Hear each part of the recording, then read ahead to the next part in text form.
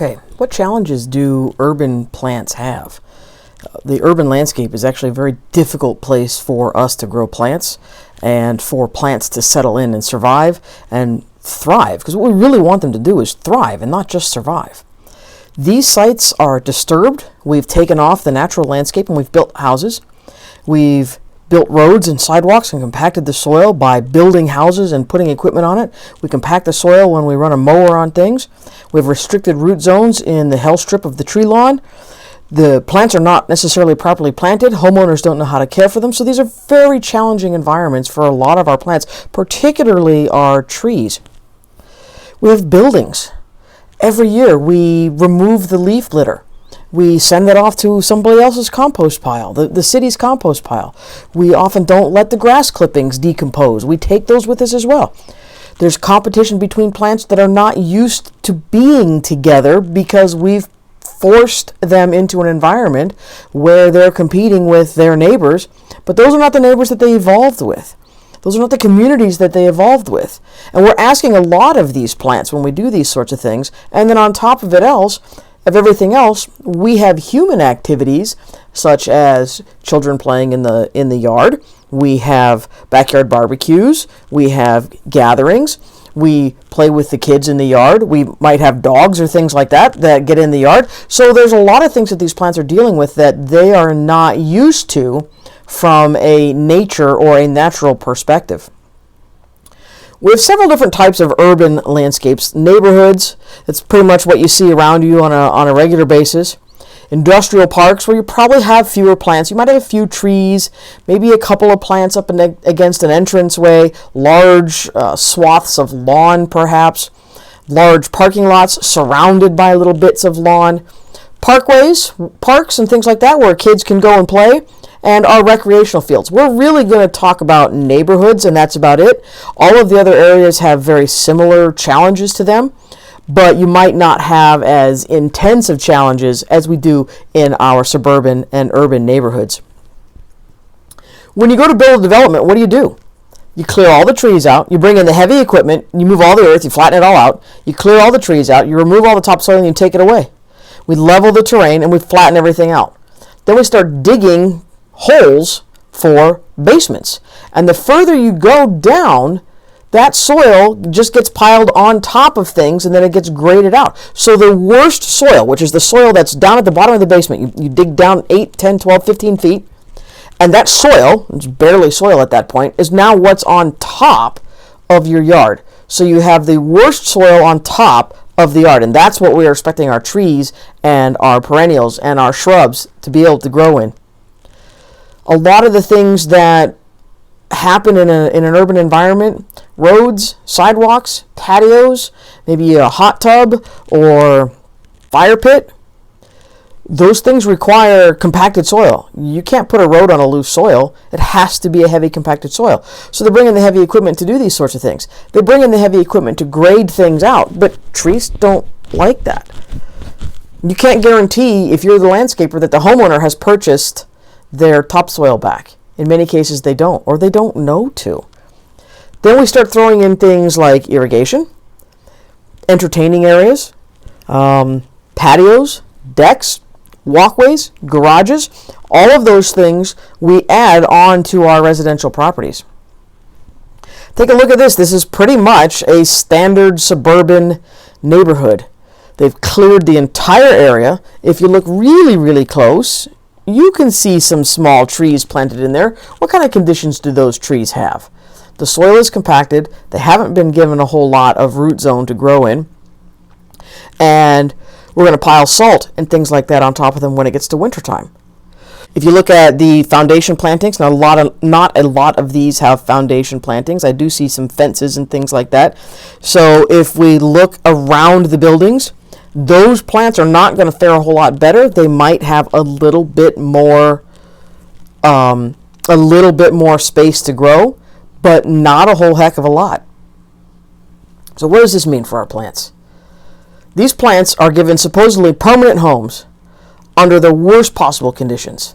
And that contributes to the fact that the average lifespan of a tree in the United States is 7 to 8 years.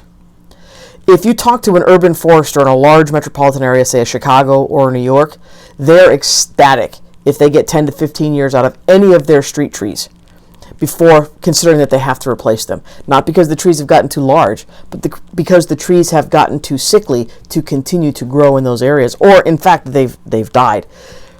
There's lots of factors that contribute to that. Improper planting, improper maintenance, wrong tree for the wrong place, and also the fact that we move around. So it's not always that we've done something wrong, but you sell your house, new homeowner comes in, they don't like the landscape, they start all over. They take everything out and they start all over again. That also contributes to things. Ignore the family in this. Look at the landscape. Look at what challenges are going to be present here for any plants in this landscape. It's obviously shady. They've obviously have a driveway.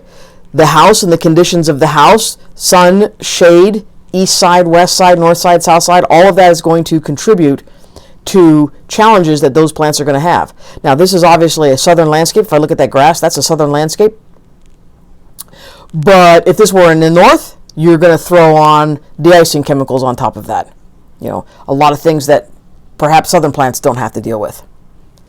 This might be a very typical backyard. I can see that they've moved some house plants outside, but if we take a look at this tree, what type of conditions is it growing in? Somebody plopped a patio right on top of its root system. They didn't have a whole lot of root system there.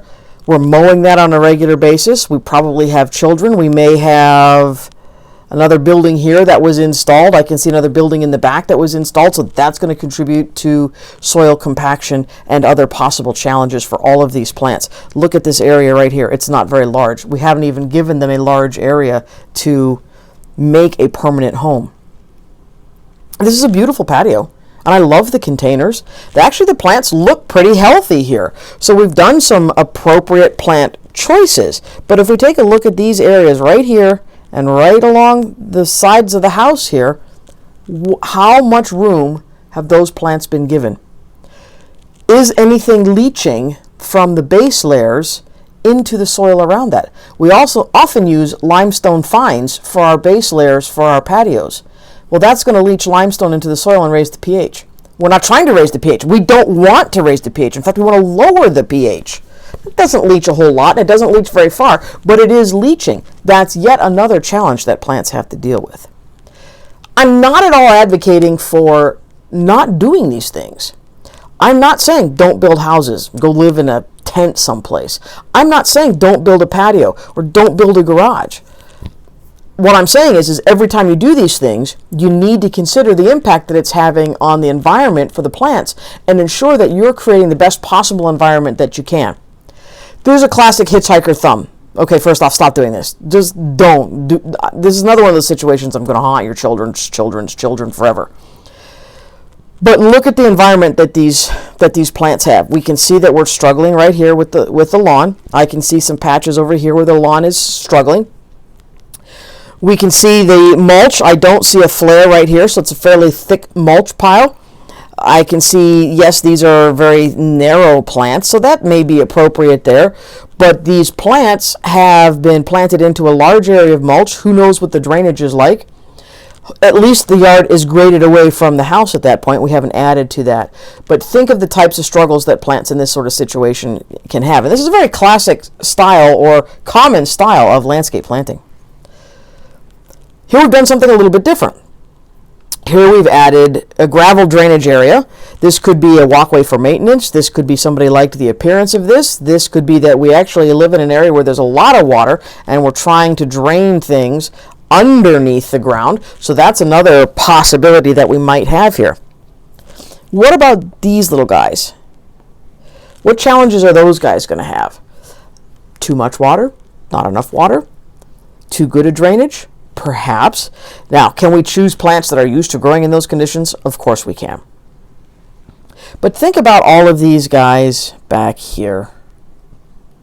I can see what plants those are. Those are all great plants. I don't have any problems with the plants themselves. But are there any plants that you can think of that have evolved in a sea of mulch, separated 6 feet from their neighbors, which is how we often plant things? And yes, I get it. There's a lot of reasons that you plant that way. And some of it is because we know these plants are going to get larger eventually. Some of it may be the client needed to scale back on the price of something for a year or two until they can afford to put more plants in. So I understand those sorts of things.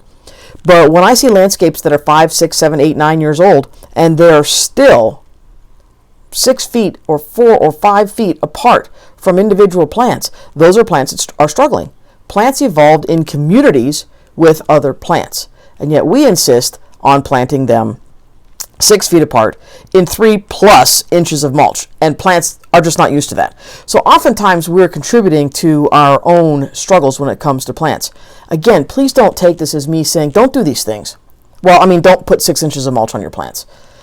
I'm not saying don't create landscapes. I'm not saying don't create houses and patios and decks and retaining walls. What I'm saying is carefully consider the impact that you're having when you do those things so that you can then follow that up by creating the best possible environment for the plants that are going to go back into those areas. Okay, as always, if you have any questions, don't hesitate to get in touch.